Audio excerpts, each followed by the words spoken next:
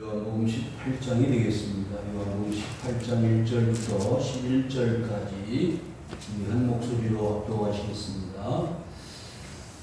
자, 같이 합독하시면 시작. 예수께서 이 말씀을 하시고 제자들과 함께 들어오시되 건너편으로 나가시니 그곳에 동산이 있는데 제자들과 함께 들어가시니라. 그곳은 가끔 예수께서 제자들과 모이시는 곳이므로 예수를 파는 유다도 그곳을 알더라. 유다가 군대와 대제사장들과 얻은 아랫 사람들을 데리고 등과 횃불과 무기를 가지고 그리로 오는지라. 예수께서 그 당할 일을 다 아시고 나아가 이르시되 너희가 누구를 찾느냐? 대답하되 나사렛 예수라 하거늘 이르시되 내가 그니라 하시니라. 그를 파는 유다도 그들과 함께 섰더라. 예수께서 그들에게 내가 그니라 하실 때 그들이 물러가서 땅에 엎드려 주는지라. 이에 다시 누구를 찾느냐고 물으신데 그들이 말하되 나사렛 예수라 하거늘 예수께서 대답하시되 너희에게 내가 그니라 하였으니 나를 찾거든이 사람들이 가는 것을 용납하라 하시니 이는 아버지께서 내게 주신 자 중에서 하나도 잃지 아니하였사옵나이다 하신 말씀을 응하게 하려 함이로라.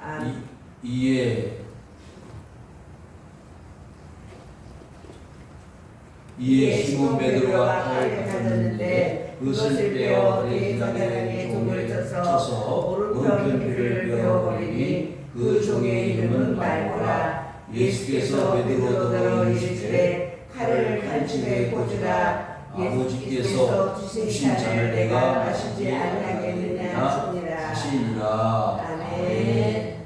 할렐루야. 아멘.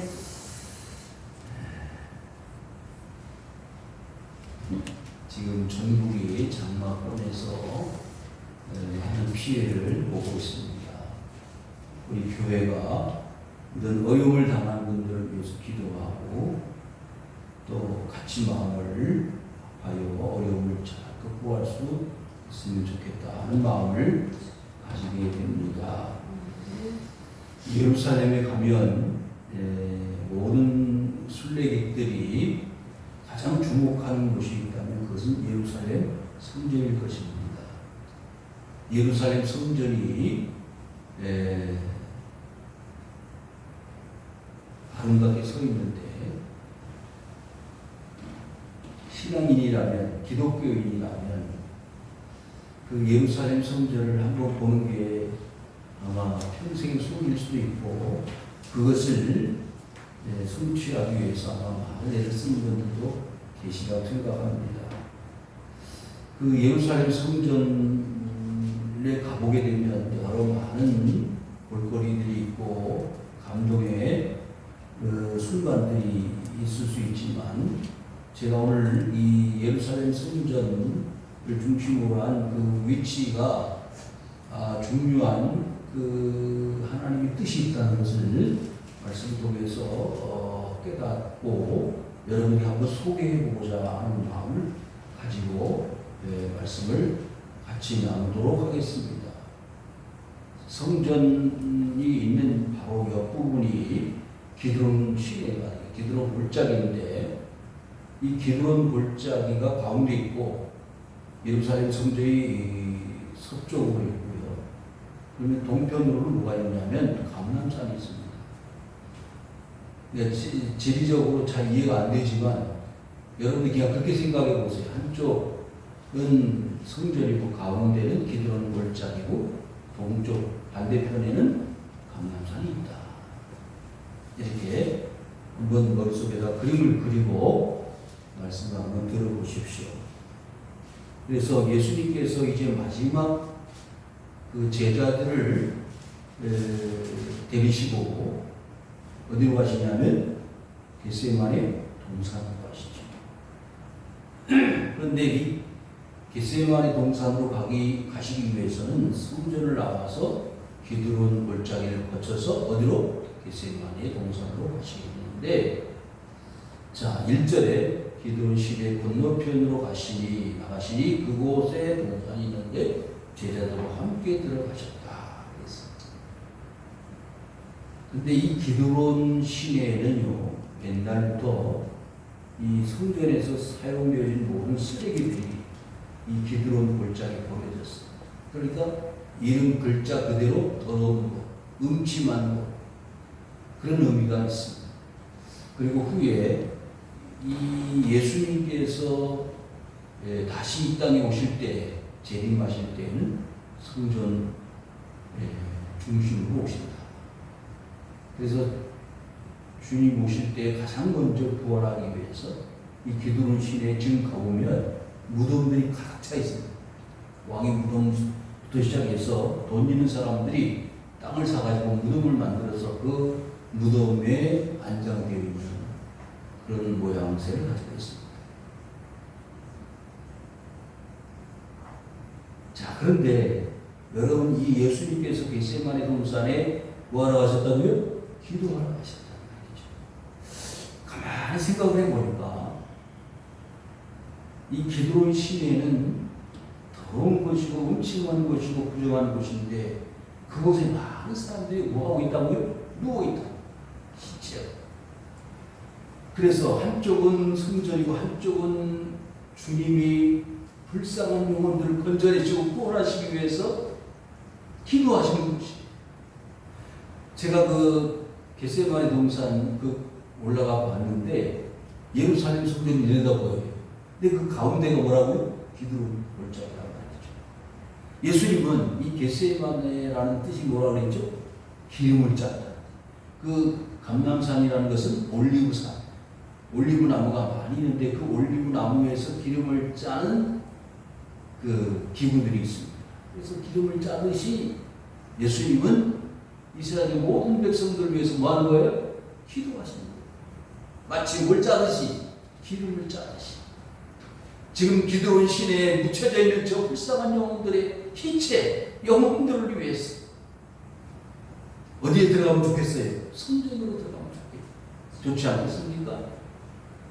여러분, 사도행전에 보면 성전 미문에 앉아 있었던 지체 부자예요. 안준뱅이가 있었죠.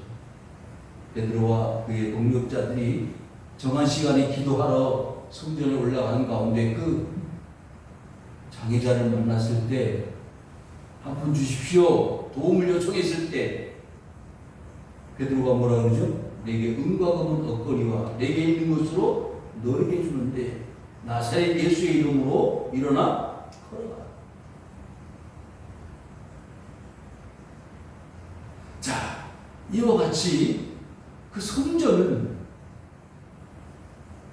모든 사람들이 열망하는 곳이고 들어가야 구원을 얻는 것이 바로 이 성전인데 이 미문에 앉아 성전을 들어가는 문들이 여러 개가 있는데 그 미문이라고 하는 아름다운 문에 앉아 있었던, 들어가지를 못하고 그 문 밖에 앉아 있었던 그 장애자는 베드로를 통해서 일어났다. 예수의 이름으로 일어났습니다. 더 놀라운 축복은 그 장애자가 정상인이 되어서 어디로 들어갔다고요? 성전으로 들어갔다. 성도 여러분, 이 사람에게, 이 장애자에게 최고의 축복은 일어나는 것도 축복이지만 그 자신의 성한 다리를 가지고 만들어진 육체를 가지고 다시 성전 안으로 들어갔다는 것, 하나님을 만날 수 있는 길이 열려지게 되었다는 것입니다. 저는 오늘 이 1절의 말씀을 통해서요, 주님이 그 동산에서 이제 마지막 십자가의 고통을 당하시고 아픔을 겪으시고 모든 세상 사람들의 죄악을 위하여 십자가에 희생당하신 그 주님의 희생을 통해서 그 기드론 골짜기에 누워있는 모든 시체들, 그리고 죄악으로 말미암아 죽어가는 저 불쌍한 영혼들을 건져내시고 구원하시고 그 영혼들을 어디로? 성전으로 들어가게 하시는 하나님의 놀라운 역사를 감당하시기 위해서 겟세마네 동산에서 기름을 짜듯이 이마에서 땀방울이 핏방울 되는 것처럼 간절히 기도하셨다는 축복의 장소에 내용을 여러분들과 같이 나누고 싶었습니다. 그런데 이곳은요, 제자들과 가끔씩 모이는 장소로 사용되었습니다. 그런데 지금 보십시오. 2절 하반절에 예수를 파는 유다도 그것을 알더라고 했어요. 12명의 제자들이 겟세마네 동산에서 정기적으로 모여서 기도하고 주님의 말씀을 듣지 않았겠습니까? 그런데 그 중에서 한 제자 유다는 어떤 마음을 가지고 왔지요? 예수님을 하라고 생각과 계획을 가지고 이 겟세마네를 찾아온 것입니다. 사랑하는 성도 여러분, 3년 동안 제자들은 예수님을 따라다니면서 많은 말씀들을 들었습니다. 배웠습니다. 그리고 천국을 알았고 그리스도의 능력과 기적을 보면서 내가 말씀으로 신앙으로 믿음으로 살아야 한다는 그 당위성을 인정하고 살아왔습니다. 그런데 어떻게 이런 일이 일어날 수 있을까요? 유다는요, 예수님의 말씀을 듣기는 들었습니다만은 거기에 생각이 없었습니다. 관심이 없었어요. 그저 육신적인 관계를 통해서 예수를 통해서 무엇을 얻을 수 있을까라고 하는 기대감과 육신적인 목적을 달성하는데 그의 모든 관심이 집중되어졌던 것으로 우리가 생각할 수 있습니다. 오늘날 교회에 많은 사람들이 모입니다. 그 많은 사람들이 모여서 똑같이 다 신앙과 믿음을 가지고 그리스도 예수를 바라보고 하나님을 믿는 믿음을 가진 사람도 있지만 그렇지 않은 사람 누구가 있느냐? 유다와 같은 사람이 있다는 거예요. 교회를 해치고 교회를 넘어뜨리고 교회를 핍박하고 교회를 고통스럽게 하는 유다와 같은 자들이 있어요.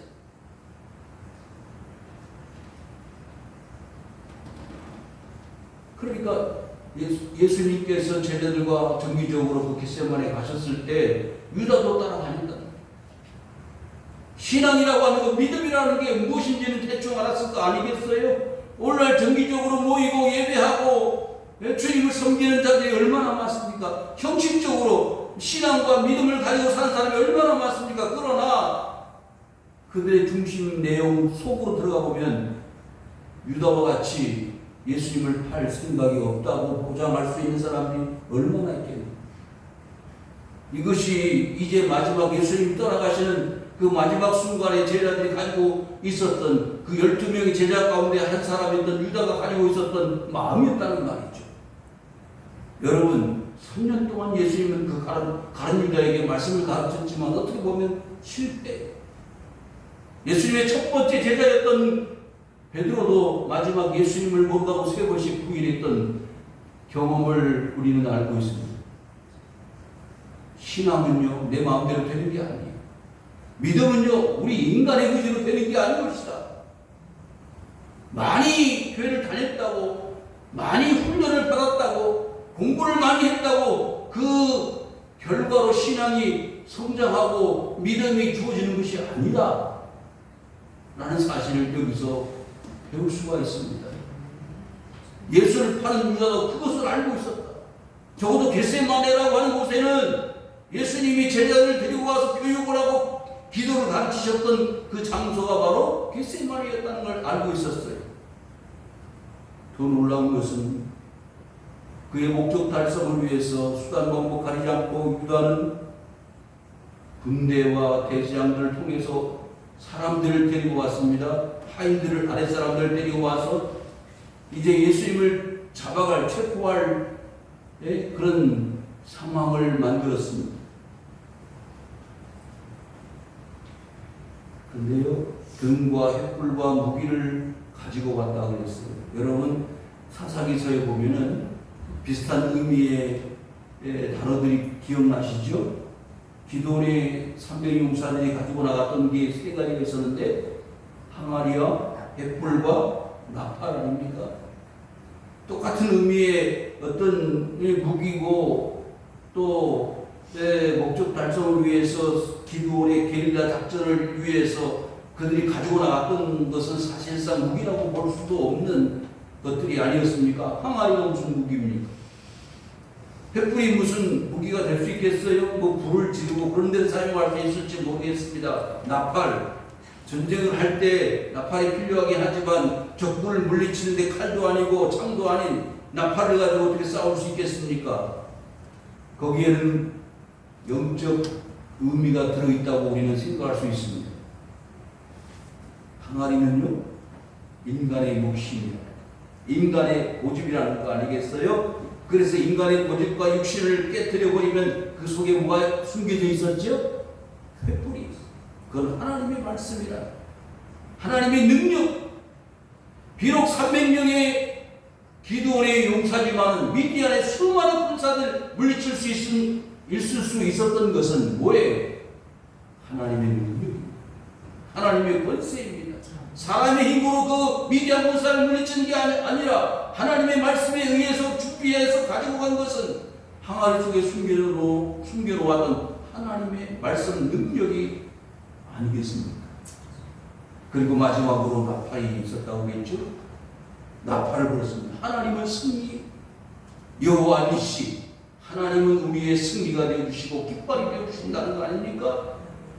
그 300용사는 미디안의 수많은 군사들을 하나님 말씀대로 물리쳤습니다. 반대로 오늘 본문에는 뭐라고 했어요? 등이 있었고 횃불이 있었고 무기가 있었습니다. 결코 이와 같은 것들을 가지고 예수님을 잡을 수 있을까요? 불가능합니다. 여러분, 이스라엘이 가나안 정복을 할 때 뭘 가지고 싸웠습니까? 그들은요, 무기가 별반 준비되어져 있지 않았던 그런 사람들이었습니다. 농기구나 몇 개나 있었을까요? 농기구가 어디 있어요? 목축하는 사람들이. 그러던 아무 준비 없었던 그 사람들이 가나안을 정복할 수 있었던 것은 하나님의 이름이었습니다. 하나님을 찬송하는 것이었습니다. 여리고성을 물리칠 때 그들은 하루에 한 바퀴를 돌았고 마지막 날에 7바퀴를 돌았습니다.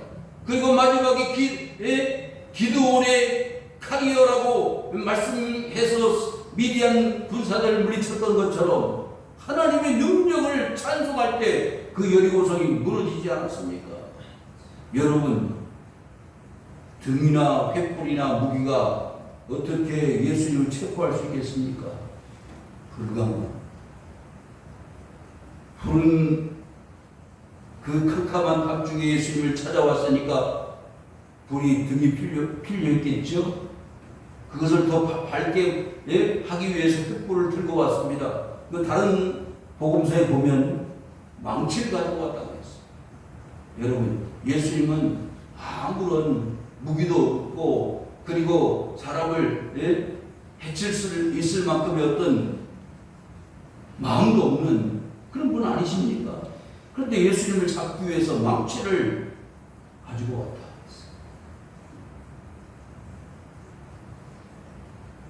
예수께서 그 당할 일을 다 아시고 나아가 이르시되 너희가 누구를 찾냐? 여러분, 지금 이 등을 들고도 횃불을 들고도 자신들이 누구인 줄 알지 못하는 사람들입니다. 인간의 본연의 의무가 무엇이고 인간의 삶의 목적이 무엇인지 모르는 그와 같은 어리석은 자들을 향하여 누구를 찾느냐?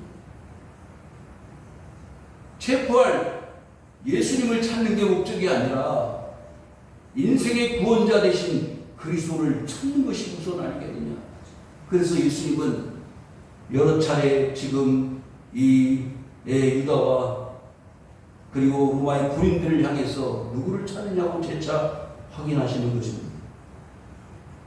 사랑하는 성도 여러분, 창세기에 보시면 아담이 하와와 함께 선악을 알게 하는 나무 열매를 먹잖아요. 그리고는 자신들이 퍼졌은 걸 알고 나무 숲을 사이에 숨었습니다. 그때 하나님이 찾으십니다. 아담아, 아담아, 어디 있느냐? 여러분, 하나님이 아담을 찾아야 됩니까? 인간 아담이 하나님을 찾아야 됩니까? 죄악을 범한 하나님의 말씀을 어기고 불순종한 인간 아담은 하나님의 말씀 어기고 내가 이 금단의 열매를 먹었다고 하는 죄책감에 하나님 앞에 나와서 하나님 잘못했습니다. 회개하고 자복해야 됐음에도 불구하고 부끄러운 부분을 가리우는데 그거와요 숲을 사이에 숨었던 인간을 하나님 오히려 찾아오셨습니다. 거꾸로가 되었다는 거예요. 세상의 모든 종교들은 인간이 하나님을 찾아갑니다. 절대신을 찾아갑니다. 그러나 기독교는 하나님 여호와가 인간을 찾아오십니다. 그래서 하나님이 세상을 이처럼 사랑하사 독생자를 주셨으니 이는 저를 믿는 자마다 멸망하지 않고 영생을 얻게 하려 하심이라는 놀라운 말씀을 주셨습니다. 하나님이 이 세상에 하나님을 보내셔가지고 하나님이 직접 십자가 달려 죽으심으로 영원한 생명을 얻는 그 길을 보여주시기 위해서 나는 길이요 진리요 생명이니 나로 말미암지 않고는 아버지께로 올 자가 없느니라 하신 말씀 우리가 기억하는데 너희가 누구를 찾느냐? 횃불과 등을 들고도 그리스도를 찾지 못하고 인간의 목적과 삶의 가치를 알지 못하는 우리 자신들을 향하여 누구를 찾고 무엇을 찾고 있느냐라고 묻고 있다는 사실을 여러분들이 한번 생각해 볼 수 있기를 바랍니다. 5절 다시 한번 예수님이 묻습니다. 나사렛 예수라 하거늘 이르시되 내가 그니라 하시니 그를 파는 유다도 그들과 함께 있었더라. 여러분 유다가 이미 예수님을 알고 있었잖아요. 그러면 다른 복음서에 보면 내가 가서 인사하는 키스하는 그런 사람이 있는데 그 사람이 예수라고 하는 것을 이미 로마 군인들하고 군호를 짜고 사인을 맺어가지고 왔습니다. 그러면 물을 필요가 없겠죠. 확인할 필요가 없겠죠. 그렇지만 여기서 예수님이 그들에게 물었던 것은 자신이 그리스도라고 하는 것을, 자신이 하나님의 아들이신 것을, 내가 모든 이 세상의 사람들을 위한 참된 구원자가 된다는 것을 드러내 보이고자 하시는 하나님의 뜻과 의지가 있었다는 사실을 우리가 알 수가 있는 것이죠. 예수께서 그들에게 내가 그니라 하실 때에 그들이 물러가서 땅에 엎드려지는지라. 예수님의 능력 앞에 그들은 물러갈 수밖에 없었습니다. 예수님은 지금까지 이미 여러 차례 많은 사람들에게 기적을 보여주셨고 하나님의 신적 능력을 보여주셨습니다. 무리를 걸으셨고 죽은 자를 살리시고 병든 자를 수없이 고쳐주셨던 그 증거들 앞에 이 사람들은 무릎을 꿇을 수밖에 없었습니다. 그래서 다시 한번 예수님이 7절에 이렇게 묻습니다. 누구를 찾느냐? 그들이 말하기에 나사렛 예수라 하거늘. 여러분 여기서 주목하실 필요가 있는 단어는 나사렛 예수라는 거예요. 나사렛 예수는 뭐죠? 요셉과 마리아, 그의 아버지의 직업은 목수였습니다. 그리고 그의 어머니 마리아는 평범한 여인이었습니다만, 그러나 이 나사렛 예수라고 하는 이 말 속에는 아무 능력 없는 목수의 아들로서의 예수, 그 이상 그 이하도 아니었습니다. 그러나 예수님은 나사렛 예수가 너희들이 찾을 대상이 아니라 하나님의 아들 그리스도를 찾아야 한다.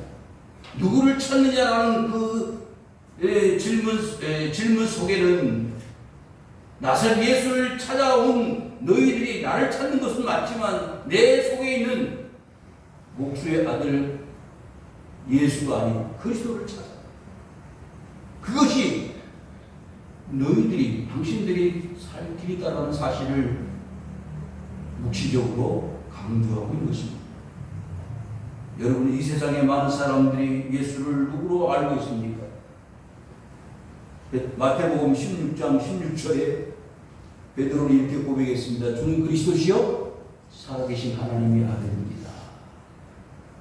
세상 사람들이 나를 누구라고 생각하고 누구라고 부르느냐라고 물었을 때 제자들이 그 엘리야입니다.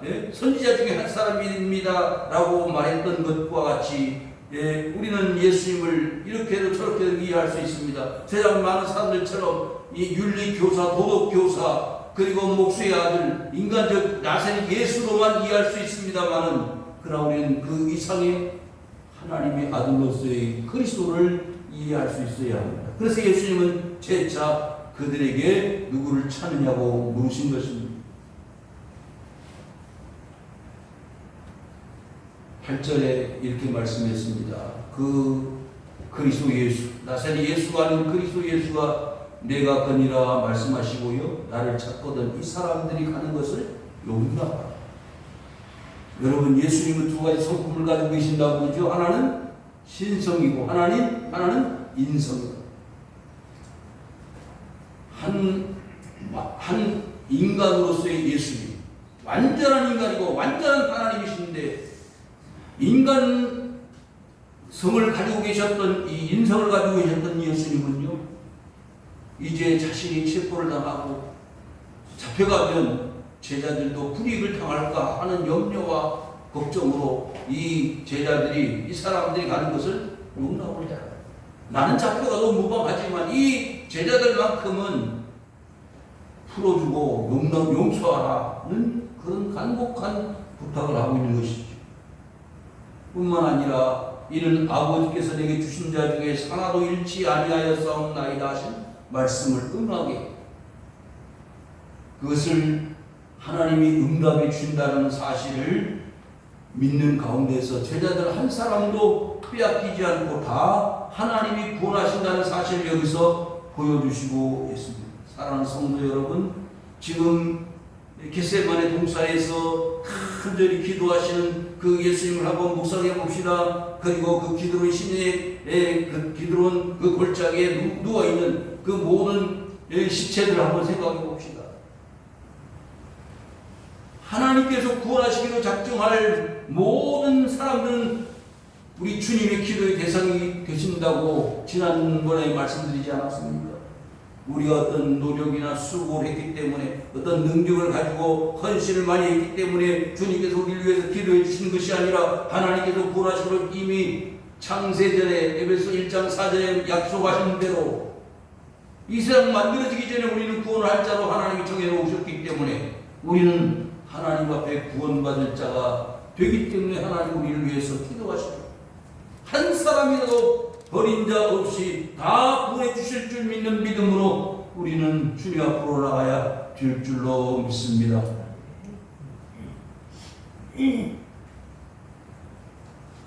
이에 시몬 베드로가 칼을 가졌는데 그것을 빼어 대제사장의 종에 쳐서 오른편 귀를 베어버리니 그의 이름은 말구라 했습니다. 여러분, 구원은요 칼을 가지고 되는 게 아니에요. 여러분, 지금 러시아와 우크라이나가 전쟁을 1년 이상 하고 있는데 마음대로 된다고 생각합니까? 아니, 전쟁은 사람들이 하지만 그 승리의 결과는 하나님의 손에 있다는 것을 여러분들이 기억하실 수 있기를 바랍니다. 네. 자, 이스라엘이 출애굽을 했잖아요. 근데 처음 전쟁을 하는데 저 산 꼭대기 올라가서 기도하는 사람이 있었죠. 누굽니까? 모세. 그리고 아론과 후리 양쪽 손을 붙들고 있습니다. 그리고 전쟁에 나가서 싸우는 사람은 여호수아 장군이에요. 그런데 놀라운 것은 그 모세의 손이 내려오면 실패하고 올라가면 이긴다는 거예요. 그래서 그 기도의 손을 끝까지 붙들고 있을 때 전쟁은 승리하게 되었습니다. 사랑하는 성도 여러분, 하나님의 전쟁은요 기도로 이루어지는 것을 여러분이 믿으시기를 바랍니다. 자, 그래서 지금 이 땅에 구원을 이루시기 위해서 이 땅에 오신 예수님께서 세상의 모든 사람들을 구원하시기 위해서 칼을 사용하신다고 생각해 보십시오. 아니옵시다. 칼을 가지고 어떻게 세상을 정복하고 구원을 이루시겠어요? 무슬림 사라센들은 과거 옛날에 선교할 때 칼을 가지고 사용했어요. 칼을 받을 것이냐, 코란을 받을 것이냐, 그런 선교 방법을 사용했지만 주님의 방법은 그게 아니었습니다. 칼을 칼집에 꽂으라. 아버지께서 주신 잔을 내가 마시지 아니하겠느냐 하시니라. 여러분, 주님은 뭘 마신다고 했어요? 잔을 마신다. 마지막 예수님께서 제자들과 마지막 만찬을 나누시면서 이것은 이 잔을 나눠주시면서 이것은 내 피다. 이 잔을 마실 때마다 나를 기억하라. 떡을 나눠주시면서 이것은 내 몸이다라고 말씀하지 않았어요? 그래서 마지막 겟세마네 동산에서 주님께서 기도하실 때에 이 잔을 내게서 거두어 주십시오. 하실 수만 있으면 이 잔을 내게서 거두어 주십시오. 그러나 내 뜻대로 마옵시고 아버지 뜻대로 되기를 바랍니다. 여러분, 주님의 이 핏잔은 주님의 죽으심을 의미합니다. 주님의 희생을 의미합니다. 내가 죽어서 이 세상의 모든 사람들의 죄악을 용서하고 구원할 수 있다면 나는 기꺼이 그 잔을 하나님의 말씀의 명령을 따라 나는 순종할 수밖에 없다. 칼을 칼집에 꽂아 칼 가지고 나를 도와줄 수 있다? 아니다. 나는 기꺼이 하나님 아버지의 이 잔을 마셔야 될 사명을 가지고 있다는 것 같다. 사랑하는 성도 여러분, 이제 말씀을 정리하겠습니다. 하나님은요, 마지막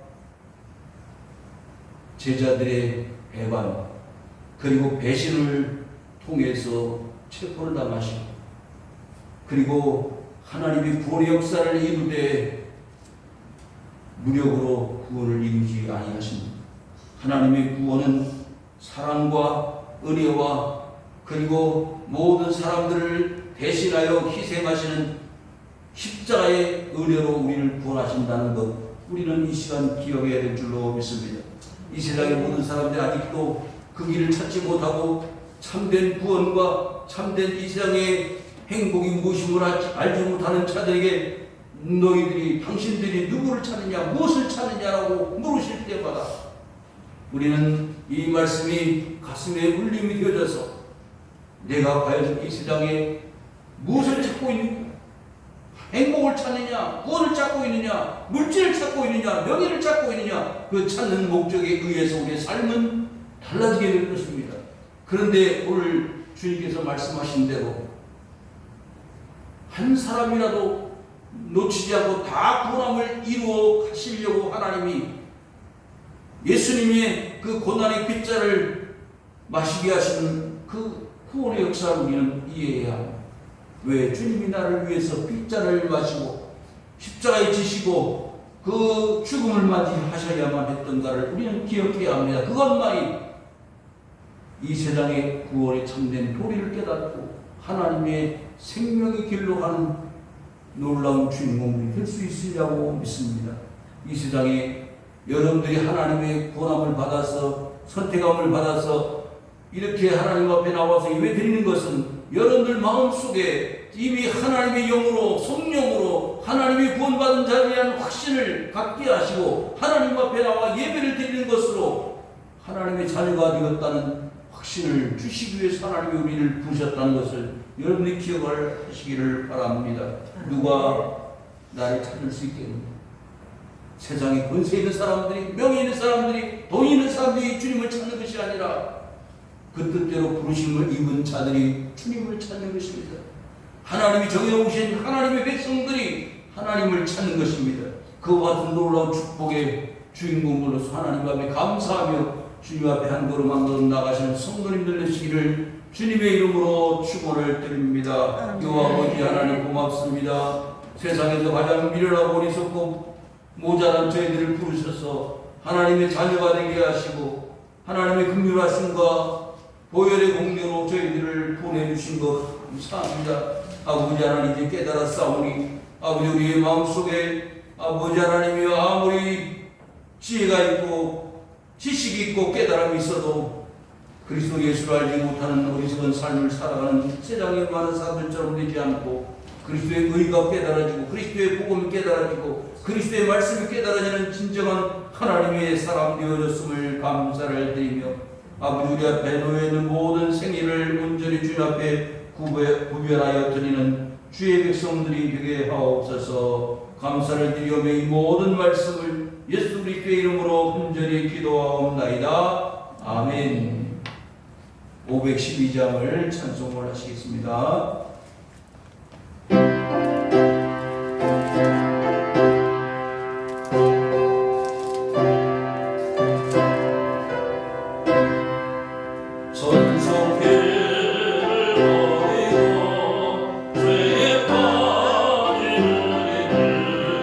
예수 영광